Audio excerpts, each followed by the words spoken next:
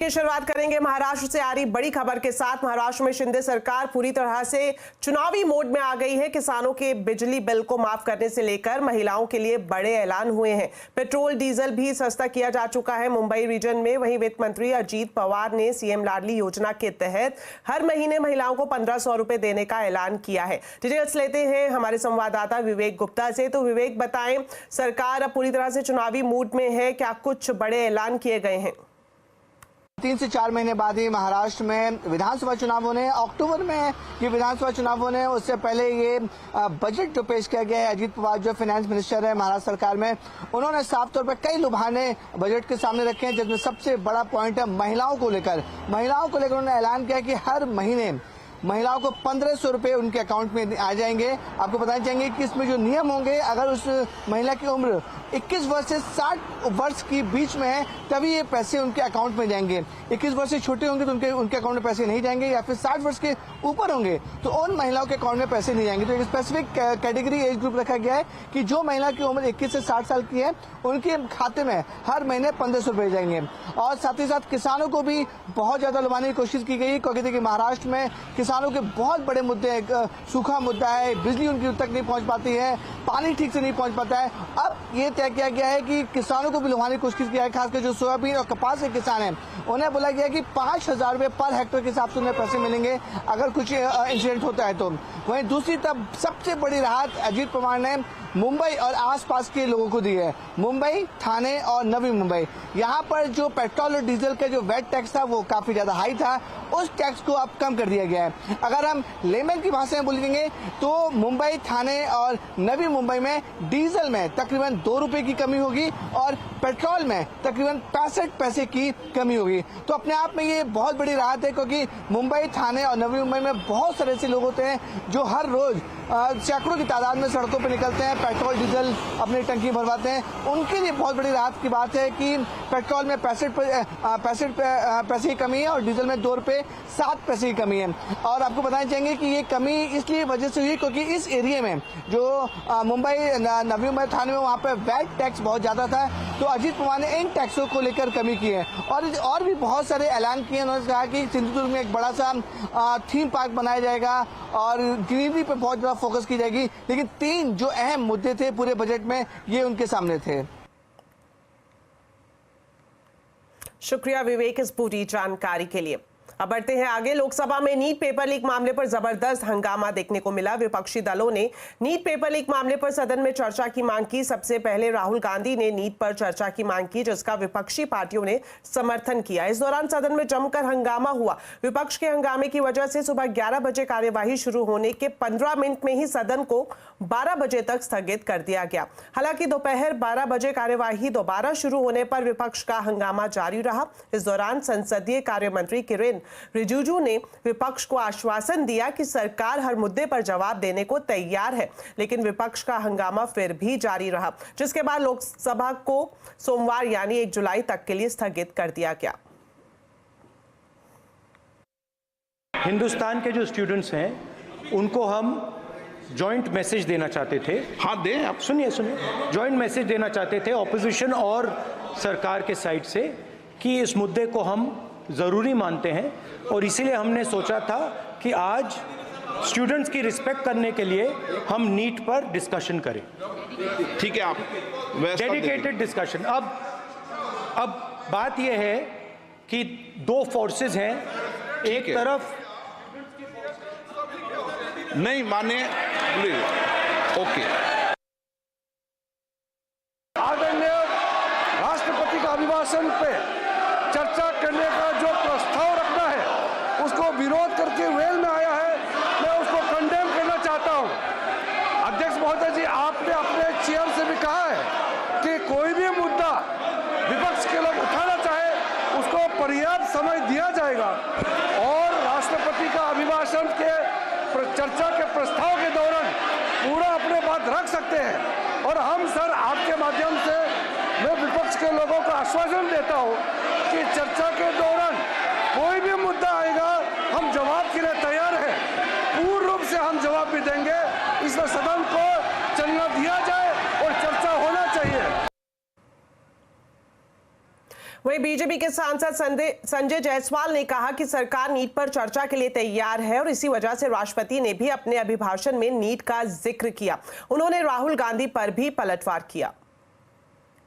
चर्चा आज राष्ट्रपति अभिभाषण पर होनी है। जब राष्ट्रपति के अभिभाषण में स्वयं नीट की चर्चा है तो हर विरोधी दल का नेता जितना चाहे उतना अपनी बातों को रख सकता है, और अगर राष्ट्रपति अभिभाषण पर चर्चा होगी तो जाहिर बात है कि इसमें इंटरवेन मंत्री करेंगे, माननीय प्रधानमंत्री जी का भी सदैव भाषण होता है, तो सारी चर्चाएं सभी दलों के द्वारा होंगी। लेकिन इंटेंशन यह है कि बेचारे अभी नए 3 दिन पहले एलओपी बने हैं और 1 घंटा बोलना होगा, और जाहिर बात है 1 घंटे बोलने में राहुल गांधी जैसे व्यक्ति 100 गलतियां करेंगे। अपनी गलतियों के डर से वह अपना वक्तव्य नहीं दे रहे हैं। लोकसभा ही नहीं, राज्यसभा में भी नीट पेपर लीक को लेकर जमकर हंगामा हुआ। बीजेपी सांसद सुधांशु त्रिवेदी ने राष्ट्रपति अभिभाषण पर चर्चा करते हुए विपक्ष पर हमला बोला। उन्होंने कहा कि विपक्ष का ध्यान सवाल पर नहीं, बवाल पर है। नीट के विषय में भी एक बात कहना चाहता हूं सभापति महोदय। नीट को लेकर हमारी सरकार पूरी तरह संवेदनशील भी है और सतर्क भी है। हमारे शिक्षा मंत्री जी ने कहा किसी एक भी बच्चे के साथ अन्याय नहीं होने देंगे, मगर मैं इनसे पूछना चाहता हूं, जब एनटीए के चीफ को हटा दिया गया, जांच कॉन्स्टिट्यूट हो गई, मामला सर्वोच्च न्यायालय में विचाराधीन है, तो ये क्या अपने को सर्वोच्च न्यायालय के विजडम से ऊपर समझते हैं? यदि विषय सर्वोच्च न्यायालय में विचाराधीन है तो उससे पहले इस प्रकार का वातावरण बनाना, इसका अर्थ यह हो गया कि यदि न्यायालय उस पर टिप्पणी देने जा रहा है मगर हम उससे पहले उसके ऊपर विवाद करना चाहते हैं। वहीं राज्यसभा में पूर्व प्रधानमंत्री और जेडीएस के सांसद एचडी देवेगौड़ा ने भी नीट पर बयान दिया। उन्होंने कहा कि पेपर लीक मामले में सरकार ने सही फैसला लिया है। उन्होंने कहा कि पेपर लीक एक बड़ा मामला है जिसकी जांच जारी है। All our senior members wants to raise the issue of the NEET. What has happened?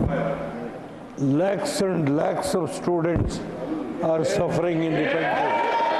Please,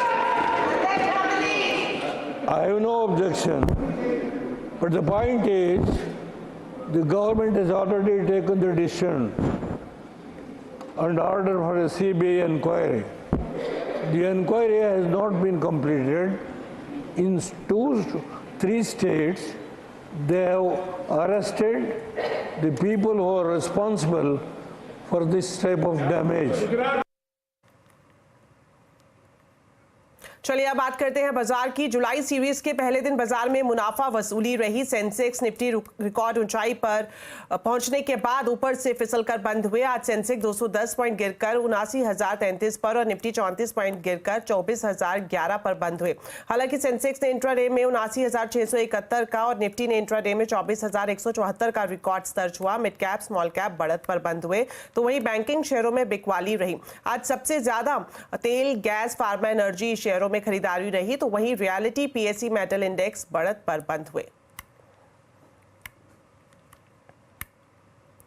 चलिए अब बात करेंगे बाजार के बिग बॉस की, यानी रिलायंस की, जो अब 21 लाख करोड़ मार्केट कैप पार करने वाली देश की पहली कंपनी बन गई है। पिछले 4 साल में इसके परफॉर्मेंस से निवेशकों को खुश कर दिया है। रिलायंस के दमदार प्रदर्शन को समझा रहे हैं मेरे सहयोगी सुमित मेहरोत्रा।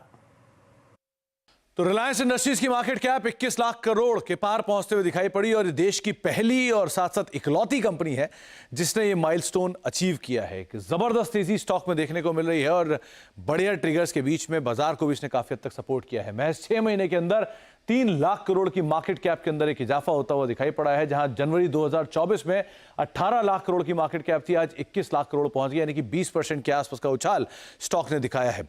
इतना ही नहीं है, 2020 में करीब 10 लाख करोड़ की मार्केट कैप थी और आज ठीक 4 साल बाद रफली 21 लाख करोड़ की मार्केट कैप। तो पिछले 4 सालों में ही एक बड़ा जंप स्टॉक के अंदर आता हुआ दिखाई पड़ा है। इंटरेस्टिंग आंकड़े आपके सामने हैं। 2005 में 1 लाख करोड़ की मार्केट कैप अचीव की और उसके बाद एक लंबे अंतराल तक इसने एक रेंज के अंदर ही कामकाज किया। 2017 में 5 लाख करोड़ की मार्केट कैप, 2020 में 10 लाख करोड़ की मार्केट कैप और 2020 में ही 15 लाख करोड़ की मार्केट कैप और अब करीब करीब 21 लाख करोड़ की मार्केट कैप। तो 2017 में जहां 5 लाख करोड़ पहुंची, वहां से लेके अब तक शेयर में एक मल्टीफोल्ड जंप होता हुआ दिखाई पड़ा। इतना ही नहीं, इसने निवेशकों को हर पैरामीटर में पैसा बना के दिया है। चाहे आप 5 साल से निवेशित हो तो 21% की CAGR से स्टॉक ने ग्रो किया, 10 साल से निवेशित हैं तो 21% की CAGR से ग्रो किया, 15 साल से निवेशित हैं तो 13.5% की CAGR से ग्रो किया और 20 साल से निवेशित हैं तो 19% की सालाना दर से स्टॉक में एक बढ़िया बढ़त या फिर कंपनी में की स्टॉक प्राइस में ग्रोथ आते हुए दिखाई पड़ी। तो रिलायंस में लगातार तेजी देखने को मिली है, निवेशकों में पैसा बनाई है, लेकिन अब भी जानकार मान रहे हैं, जैसे कि जेफरीज की रिपोर्ट है, कि 3580 तक के टारगेट्स यहां पर आते हुए दिखाई पड़ सकते हैं मल्टीपल ट्रिगर्स के आधार पर। इस तरह से एक बढ़िया वेल्थ क्रिएशन जर्नी और साथ साथ एक बड़ा माइलस्टोन 21 लाख करोड़ जो कि आज अचीव होता हुआ दिखाई पड़ा। चलिए आपको बता दें, जो चैनल आप देख रहे हैं CNBC आवाज, वो इंडिपेंडेंट मीडिया ट्रस्ट का हिस्सा है और इसकी सोल बेनिफिशियरी रिलायंस इंडस्ट्रीज है। तो अब आपको बता देते हैं आज के आवाज अड्डा के टॉपिक के बारे में। क्या बाजार में प्री बजट रैली चल रही है, निवेशकों को आगे क्या करना चाहिए? आज आवाज अड्डा में इसी पर करेंगे बड़ी चर्चा शाम 7:57 पर। सोमवार को जून ऑटो बिक्री के आंकड़े आएंगे। जून में कैसी रह सकती है बिक्री, बता रहे हैं मेरे सहयोगी यतिन मोता। तो जून का महीना थोड़ा स्लो रहेगा टू व्हीलर्स और फोर व्हीलर्स के लिए। सम सुधार आपको दिखेगा आपको ट्रैक्टर सेगमेंट में मंथ ऑन मंथ बेसिस पे, लेकिन क्लियरली शुरू अगर हम करें फोर व्हीलर स्पेस से, तो महिंद्रा एंड महिंद्रा की ऑटो बिक्री में लगभग साल दर साल बेसिस पे 15% तक का उछाल आना चाहिए। और ऑटोमोटिव सेगमेंट की बात करें तो महिंद्रा में आपको ये भी देखने मिल रहा है कि काफ़ी शानदार रही है ग्रोथ XUV और दूसरे नए मॉडल्स के चलते।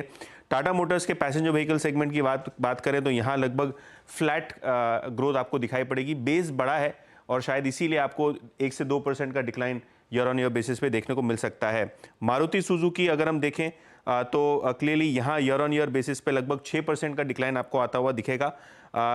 जून की सेल्स लगभग 1,61,000 के आसपास आती हुई नजर पड़ेगी 159 के सामने। तो यहाँ साल दर साल बेसिस पे आपको लगभग फ्लैटिश ग्रोथ देखने को मिलेगा। कमर्शियल व्हीकल्स की बात करें तो आइशर मोटर्स के CVs में 6% की ग्रोथ, टाटा मोटर्स की CV ग्रोथ बिल्कुल फ्लैट रहनी चाहिए और अशोक लेलैंड की जो बिक्री है लगभग 15,700 यूनिट्स की रहनी चाहिए, जो एक साल दर साल बेसिस पे 3% की ग्रोथ दर्शाती है।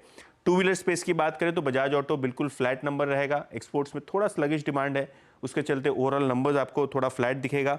TVS मोटर्स लगभग 10% की ग्रोथ आपको दिखेगी। स्कूटर सेगमेंट में अच्छी पिकअप है, नए मॉडल्स में अच्छा पिकअप है तो अच्छी ग्रोथ रहेगी। हालांकि रॉयल एनफील्ड और हीरो मोटोकॉर्प दोनों ही रूरल डिमांड में लैग के चलते यहाँ डिक्लाइन आपको देखने को मिलेगा। 12% का डिक्लाइन रॉयल एनफील्ड सेल्स में और 3% का डिक्लाइन हीरो मोटो की सेल्स में। और M&M ट्रैक्टर और एस्कॉर्ट्स की बात करें तो यहाँ थोड़ा बहुत इंप्रूवमेंट आपको देखने को मिलना चाहिए साल दर साल बेसिस पे। बेस बड़े हैं तो थोड़ा बहुत इंप्रूवमेंट यहाँ एक्सपेक्ट कीजिए ट्रैक्टर सेल्स में। चलिए अब आपको दिखाते हैं CNBC आवाज की बजट एक्सक्लूसिव खबर। टेक्सटाइल इंडस्ट्री के लिए बजट में बड़ा ऐलान हो सकता है। सूत्रों के मुताबिक घरेलू इंडस्ट्री और गारमेंट एक्सपोर्ट को बढ़ावा देने के लिए बजट में कस्टम ड्यूटी के मोर्चे पर बड़ी राहत मिल सकती है। ज्यादा जानकारी के लिए सीधा जुड़ते हैं आलोक प्रियदर्शी से। तो आलोक, बताएं टेक्सटाइल के लिए बजट में क्या राहत की उम्मीद है? बिल्कुल, देखिए जो टेक्सटाइल सेक्टर है लंबे समय से उसमें गिरावट देखी जा रही है, खासतौर से एक्सपोर्ट में और ग्लोबल कम्पिटिटिवनेस में भी कमी आई है। लिहाजा सरकार टेक्सटाइल सेक्टर को, खासतौर से घरेलू टेक्सटाइल इंडस्ट्री को बूस्ट करने के लिए टैक्स के मोर्चे पर बड़ा कदम उठा सकती है। CNBC आवाज को सूत्रों से जानकारी मिली है कि इसमें जो खासतौर से इंपोर्ट ड्यूटी है, जो इंपोर्टेड कॉटन्स होते हैं जिसमें कि Giza cotton, long staple cottons और ऑर्गेनिक कॉटन्स होते हैं, जो कि इंडिया में काफी कम प्रोडक्शन होता है, इस पर जो अभी 5% बेसिक कस्टम ड्यूटी और 5% जो एडिशनल ड्यूटी है, इसको हटाने या कम करने पर विचार कर रही है। इसको हटाया जा सकता है। दूसरा जो ये इंपॉर्टेंट है वो है मैन मेड फाइबर, जो स्पन यान होता है, उस पर अभी जो 5% ही इंपोर्ट ड्यूटी है उसको बढ़ाकर 10% करने का फैसला हो सकता है। ये इसलिए क्योंकि GST जब से लागू हुआ है तब से ये बड़े पैमाने पर चीप इंपोर्ट इसका चाइना से हो रहा है। लिहाजा सरकार इस चीप इंपोर्ट को रोकने के लिए इस पर जो बेसिक कस्टम ड्यूटी है उसको बढ़ाकर 10% कर सकती है। तीसरा आइटम जो है मेडअप्स एक ऐसा आइटम है जिसपे जो कि जो एक तरह से कहें कि जो हैंडीक्राफ्ट इंडस्ट्री हो गया या फिर फुटवेयर इंडस्ट्री हो गया, यहाँ पर और लेदर इन गारमेंट इंडस्ट्री होगी, यहाँ पर एक तरह से बेसिक इनपुट के तौर पर रॉ मटेरियल पर काम करता है। लिहाजा इस पर भी जो इम्पोर्ट ड्यूटी है इसको कम करने का फैसला हो सकता है ताकि घरेलू जो प्रोडक्शन है वो बढ़ाया जा सके और जो घरेलू जो महंगे आइटम्स हैं उससे जो मैन्युफैक्चरर्स हैं उनको निजात मिल सके। तो ये तीन जो है इम्पोर्ट ड्यूटी के मोर्चे पर रिडक्शन सरकार और फेरबदल देख सकती है। इसके अलावा एक और बड़ा फैसला हो सकता है कि ये नेशनल टेक्सटाइल फंड खासतौर से एमएसएमई के लिए बनाया जा सकता है, जो टेक्सटाइल में डील करते हैं, इनके लिए जो इनोवेशन, इंटीग्रेशन और खासतौर से जो स्ट्रेटेजिक निवेश है उसमें इससे फायदा होगा, इस फंड से फायदा होगा। और चौथा जो इंटरेस्ट सबवेंशन है, जो इक्वलाइजेशन स्कीम है, वो उसको 3 साल के लिए एक्सटेंड करने पर विचार चल रहा है। ये काफी महत्वपूर्ण है। और इसके अलावा जो एक तरफ आखिरी जो है वो है रिन्यूएबल एनर्जी का जो एडॉप्शन करेंगी घरेलू कंपनियां खासतौर से टेक्सटाइल की, उनके लिए कैपिटल सब्सिडी देने का भी ऐलान हो सकता है। तो ये 5-6 जो मुख्य एक तरह से कहें फैसले इस बार बजट में टेक्सटाइल सेक्टर के लिए आ सकता है। शुक्रिया आलोक इस पूरी जानकारी के लिए। चलिए अब बात करते हैं दिल्ली में हुई मॉनसून की पहली बारिश की। राजधानी दिल्ली में लोग बारिश के लिए तरस रहे थे, लेकिन पहली ही बारिश उनके लिए मुसीबत बनकर आई है। गर्मी से कुछ राहत मिली है, लेकिन चारों तरफ भारी जल जमाव देखने को मिल रहा है। पूर्वी दिल्ली और नोएडा को नई दिल्ली से जोड़ने वाली प्रगति मैदान टनल में पानी भर गया है, जिसके बाद टनल को बंद करना पड़ा। वाहनों की लंबी कतारें लग गई हैं। गुलाबी बाग, मलकागंज सहित कई जगह यातायात प्रभावित हुआ है। मिंटो रोड पर अंडरपास में एक कार फंस गई। आजाद मार्केट अंडरपास में भी बसें फंस गई। बस में सवार लोगों को रस्सी के सहारे बाहर निकाला गया। कहीं बस फंसी तो कहीं बाइक सवारों को भी मुसीबत का सामना करना पड़ा। दिल्ली के वसंत विहार में बिल्डिंग गिरने से कई मजदूर फंसे होने की भी खबर आ रही है।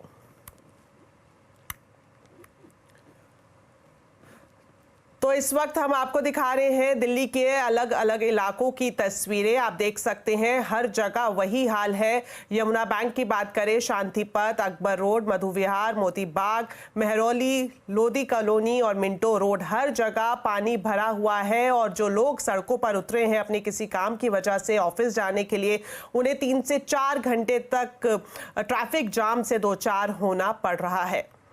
तो पूरी तरह से पहली ही बारिश में दिल्ली दरिया बन गई है। तो किस तरह से जो बारिश लगातार हुई है राजधानी दिल्ली में, उसकी वजह से समाजवादी पार्टी के राज्यसभा सांसद राम गोपाल यादव के आवास पर बाहर के इलाके में पानी भर गया। यादव को 2 लोगों ने गोदी में उठाकर उनकी गाड़ी तक पहुंचाया। दिल्ली सरकार में जल मंत्री आतिशी के आवास के बाहर भी पानी भर गया। Pro tem speaker B Mahtab, Congress सांसद शशि थरूर और नीति आयोग के सदस्य वीके पॉल के आवास पर भी जल जमाव देखने को मिला। तो दिल्ली एनसीआर के शहरों में कल रात से हो रही लगातार भारी बारिश की वजह से सड़क से लेकर हवाई यातायात पर इसका असर देखने को मिला है। दिल्ली एयरपोर्ट में हादसे के बाद दिल्ली मेट्रो के 2 स्टेशनों के गेट को बंद कर दिया गया। डीएमआरसी ने एक्स पर लिखा है कि भारी बारिश की वजह से Yashobhoomi Dwarka sector 25 metro station पर प्रवेश और निकास बंद किया जा चुका है। साथ ही दिल्ली एरोसिटी मेट्रो स्टेशन से टर्मिनल 1 आईजीआई हवाई अड्डे तक शटल सेवा भी निलंबित कर दी गई है। हालांकि दूसरे रूट्स पर सेवाएं जारी हैं। तो इस बारिश की मुसीबत के बीच दिल्ली के आईजीआई एयरपोर्ट पर बड़ा हादसा हुआ है। टर्मिनल 1 की छत का हिस्सा अचानक से गिर गया। इसमें एक व्यक्ति की मौत हो गई, जबकि 8 लोग घायल हुए हैं। मौके पर पहुंचकर civil aviation minister Ram Mohan Naidu ने जायजा लिया। मृतक के परिजन को 20 लाख और घायलों को 3-3 लाख की आर्थिक मदद देने का ऐलान यहां पर किया गया है। इस पूरे हादसे का जायजा लिया हमारे संवाददाता रोहन सिंह ने।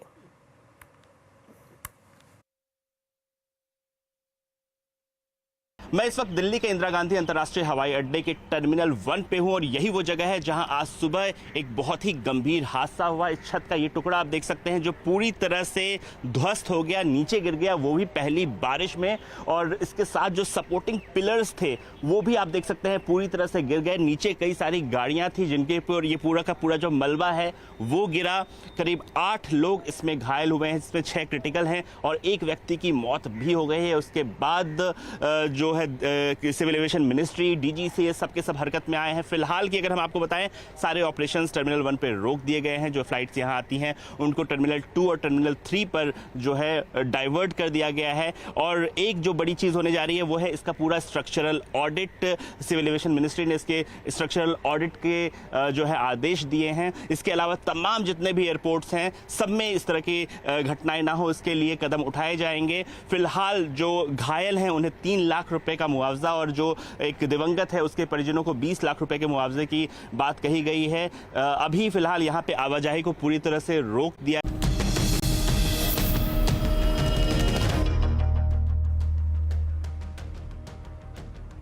ब्रेक के बाद आपका स्वागत है और अब बात करेंगे फिल्म कल्कि की। कल्कि 2898 एडी बॉक्स ऑफिस पर धमाल मचा रही है। फिल्म को काफी अच्छी ओपनिंग मिली है। प्रभास, अमिताभ बच्चन, दीपिका पादुकोण, कमल हासन स्टारर फिल्म ने पहले ही दिन बॉक्स ऑफिस पर रिकॉर्ड तोड़ कमाई की है।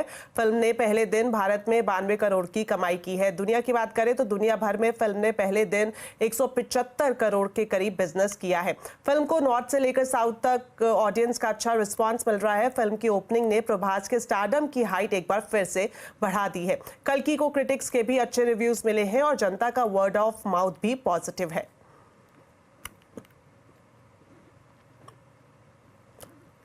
T20 वर्ल्ड कप 2024 के दूसरे सेमीफाइनल में भारत ने इंग्लैंड को 68 रन से हराकर फाइनल में अपनी जगह पक्की कर ली है। टीम इंडिया ने 2007-2014 के बाद तीसरी बार फाइनल में प्रवेश किया है। सेमीफाइनल मैच में टीम इंडिया ने पहले बैटिंग करते हुए 171 रन का स्कोर खड़ा किया था। इसके जवाब में इंग्लैंड की पूरी टीम 16.4 ओवर्स में 103 रन बनाकर सिमट गई। 29 जून को खेले जाने वाले T20 वर्ल्ड कप के फाइनल में भारत की भिड़ंत अब दक्षिण अफ्रीका से होगी।